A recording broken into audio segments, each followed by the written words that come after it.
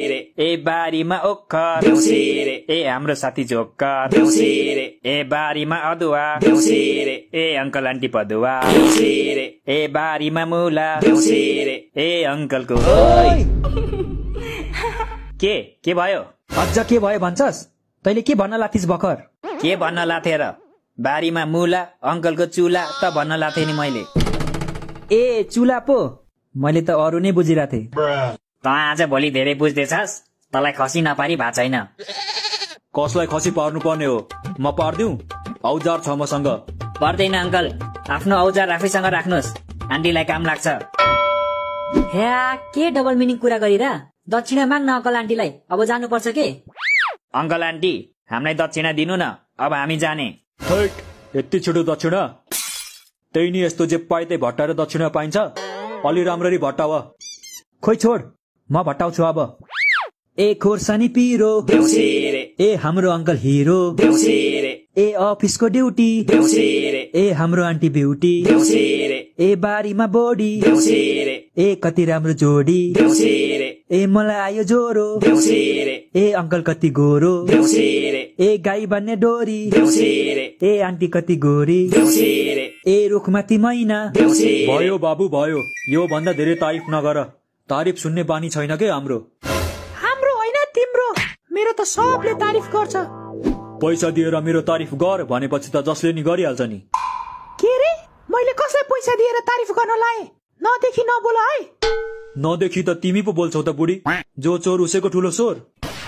जो चोर उसैको ठुलो सोर भने चाहिँ हरि आफैले टिभीको रिमोट फुटाएर आफ्नो भाइलाई गाली गरिरहेको छ। ओइ साइको भैंस कि क्या हो? यो के भन्दैछस् त? देखिनास् वाक्य बनाइरहेको छु। जो चोर उसैको ठुलो सोर, यो इम्पोर्टेन्ट क्वेसन हो। यसको वाक्य बनाऊ भनेर एक्जाममा आउन सक्छ के? त्यही भएर प्र्याक्टिस गरिरहेको छु। त साइकोलाई त म यो वाक्य बनाउने ठाउँ हो? ओइ छोड न त्यसलाई। उ त्यहाँ हेर न कस्तो राम्रो रंगोली। यो रंगोली कसले बनाएको आन्टी? तपाईले हो? तिम्रो अंकल हुँदा हुँदा म किन बनाउनु बाबु? वाट? यो रंगोली तपाईले बनाउनु भएको अंकल? हो नि, यही हातले बनाएको मैले। मलाई त विश्वास लागेन है। किन बाबु? छोरा मान्छेले चाहिँ रंगोली बनाउन सक्दैन र? सक्न त सक्छ कि आन्टी, तर अंकलले चाहिँ कसरी सक्नु भयो के? रंगोली बनाउँदा पेटले डिस्टर्ब गरेन अंकललाई? पेट हेर्दा त बस्न पनि गाह्रो हुन्छ जस्तो छ। झन् अंकलले झुकेर रंगोली कसरी बनाउनु भयो होला? यसरी बनाई, यसरी यसरी यसरी यसरी। चित्त बुझ्यो अब? तैट अंकल, यो के गर्नु भएको तपाईले? यो सब यसरी खुलेआम गर्न मिल्दैन नि, कानून लाग्छ फेरि। मतलब तिमी मान्छे हौ, कुकुर होइनौ। मान्छे भएर कुकुर जस्तो हरकत नगर त। कुकुर सुनेर याद आयो, कुकुर तिहार त हिजो थियो होइन र? हिजो थियो त, थाहा थिएन तलाई? हिजो कुकुर तिहार, अनि तैले चाहिँ किन आज माला लगाएको त? कि हिजो लाउन बिर्सिस? चुप्लाक, यो माला मैले प्रोटेक्सनको लागि लगाएको हो, बुझिस? कस्तो प्रोटेक्सन बाबु? मेरो घरको प्रोटेक्सन आन्टी। मैले यो माला 3 दिन लगाए भने मेरो घरमा कसैको नजर लाग्दैन रे, त्यसैले लगाएको मैले यो माला। कसले भनेको तिमीलाई? त्यो पल्लो गाउँमा एउटा बाबा छ नि, हो त्यही बाबाले भनेको मलाई। को? त्यो समोसा बाबा? हजुर हजुर, समोसा बाबा, उहाँले नै भनेको मलाई। ए, त्यो बाबाले त तिमीलाई पनि ठग्न भ्याएछ। कसरी अंकल? म भन्छु कसरी। तिमी किन भन्छौ? मैले कुरा स्टार्ट गरेको होइन, म भन्छु नि। फेरि भन त, कसले स्टार्ट गरेको रे? बाबुलाई प्रोटेक्सनको बारेमा कसले सोधेको? त्यो छोड्देऊ न, समोसा बाबाको कुरा कसले झिकेको? त्यस्तो कुरा गर्ने भए त बाहिर सुरुमा को निस्केको? रंगोली कसले बनाएको? मासु कसले बनाएको? यो झिलिमिली बत्ती कसले लगाएको? घर सफा कसले गरेको? छोरीको डाइपर कसले फेरेको? तु तु तु एकदम तु।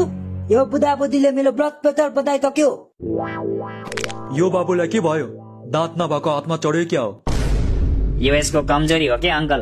रिसाउने बित्तिकै यसको जिब्रोले कामै गर्न छोड्छ। ए, त्यस्तो पो? ल ल, म भन्दिन, तिमी नै भन। म पनि भन्दिन, तिमी आफै भन। अघि त खुब म भन्छु भन्दै उफ्रेको होइन? भन न अब। म भन्दा धेरै त तिमी उफ्रिँदै थियौ, तिमी भन। फेरि सुलु। ल ल, मै भन्छु। हामी पनि करिब 1 वर्ष अगाडि समोसा बाबा कहाँ गएको थियौं, अनि तिमीलाई जस्तै हामीलाई पनि त्यो बाबाले माला लगाइदिएर ल अब तपाईहरुको घरमा लक्ष्मीको आगमन हुन्छ भनेको थियो, तर घर आइपुग्दा त भएको लक्ष्मी पनि चोरले चोरेर लगेछ। अनि पुलिस कम्प्लेन गर्नु भएन हजुरहरूले? त्यही पुलिस कम्प्लेन गर्नु भनेर गएको, त्यहाँको इन्चार्ज त्यही समोसा बाबा पो रहेछ। ड्युटी सकेर पार्ट टाइम बाबा बन्दो रहेछ। त्यसो भए त म पनि लाउँदिन त्यसको यो माला। प्रोटेक्सन भन्दै 200 रुपियाँको चुना लगायो डाकाले। बाचिस केटा, तेरो भाग्य दह्रो रहेछ। मेरो होइन, हामी सबैको भाग्य दह्रो रहेछ भन। त्यो बम यहाँ पड्केको भए म मात्र मर्थे, तिमीहरू मर्दैन थियौ र? त्यो बाबाको यत्रो हिम्मत मेरो साथीलाई मार्न खोज्ने? ओ हिँड केटा हो, हामी पनि त्यो बाबाको घरमा बम राखेर आउनुपर्छ। बम छ र तसँग? छ नि, सबै प्रकारको बम छ मसँग। खोर्सानी बम, आलु बम, रकेट बम, कुपी बम, छर्रा बम सबै छ। त भन्न कुन बम पड्काउने, त्यही पड्काएर आउनुपर्छ त्यसको घरमा। साले बम होइन, सुरुमा तँलाई पड्काउँछु म। के भनिस्? त मलाई पड्काउने? पड्काउने। आइज हिँड त्यसो भए। कहाँ? मलाई पड्काउने भनेको होइन, हिँड्न त कुनामा।